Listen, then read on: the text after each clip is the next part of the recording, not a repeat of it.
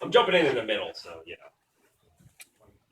Deirdre pulls up Humboldt's shirt so that his bare stomach is exposed. Underneath his skin, there's movement. Beneath the ashen, neon-sick light, shadows move across his abdomen like the footprints of ghosts across a snow-covered field. The corpse bride lowers her palms so they hover just an inch above his quivering and tumultuous torso. His belly distends to greet her hands. It bulges out, a pregnant mound like a ripened pimple begging to be popped. She moans again, but this time it's lower in tone. Resolute, protracted. This moan comes from her chest and not from her broken jaw. It's slow, perhaps even forlorn in its timbre. It's as if she were singing, homilizing, praying, and I wonder for a moment if this is what a monster looks like when it's mourning its reflection. Sorry. Is this true love? Sinking its spider fangs into the flesh of the past? Is this the fate that awaits us all after we embrace the darkness and embrace the emptiness hidden in each of our hearts? Oh.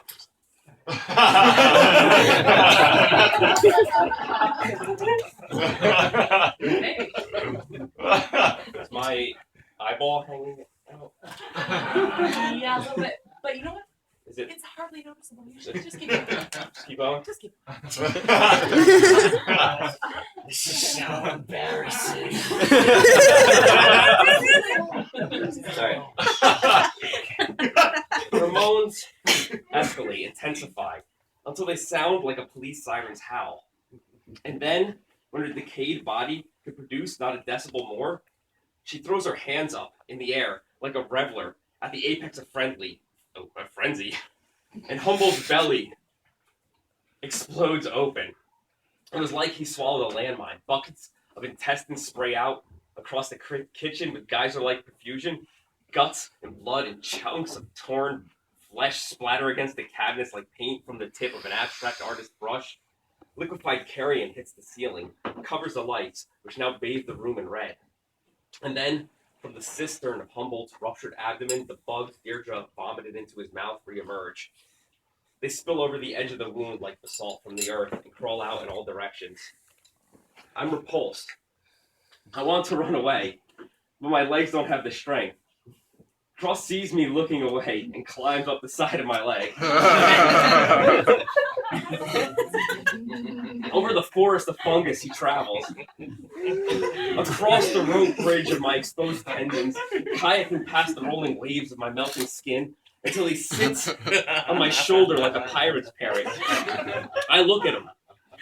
He uses his leg to sternly point at the desiccated, exploded corpse bleeding out all over the linoleum. What? I ask him. He points again at Humboldt's dead body, this time more vehemently. Are you fucking out of your mind? I'm not going over there. Oh my. I seem to have lost my hand. Do you think you could help me with this? All right, yeah. No.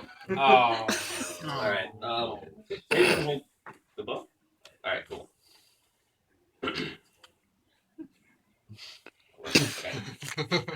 He shakes his scabbing head disapprovingly, then raises his wings up, one at a 45-degree angle and the other at a 90. He oscillates between the two positions like an air traffic controller directing a taxiing plane down a runway.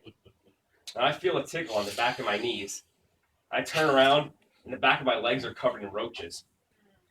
Cross, I nervously go. He lowers his wings, and all the bugs bite into me at the same time. They sink their teeth into my ligaments. The muscles strain, then snap. I let out a yelp as I fall to my knees. Now I'm across from Deirdre.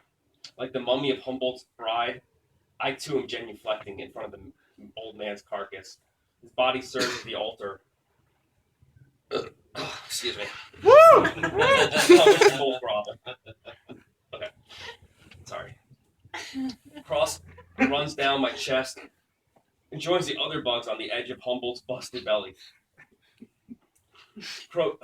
The cockroach stands there, holding his position in front of the other bugs, as if he were calling for a moment of silence. And then it does go silent. Aside from the tinfoil rustle of 10,000 nose hairs and thick legs, as they shuffle around the living room, there is no other noise at all. Everything seems still, contemplative, and quiet. And then, when that bloated moment ends, they all begin eating at once. Holy shit, you guys. Oh. I watch in disgust. Stippled, stringy viscera, masticated and mashed between tiny tainted jaws. Slime and plasma and pooling puddles of ice cream, thick blood. Deirdre leans over and joins in too. The roach is filling up her brittle body and compelling her to dig her fingers into the gore, pulling out handfuls of intestinal slop. She shovels the meat into her mouth so the roaches inside can feed too.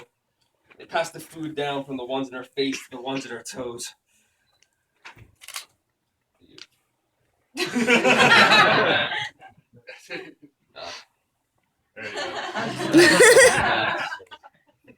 That's all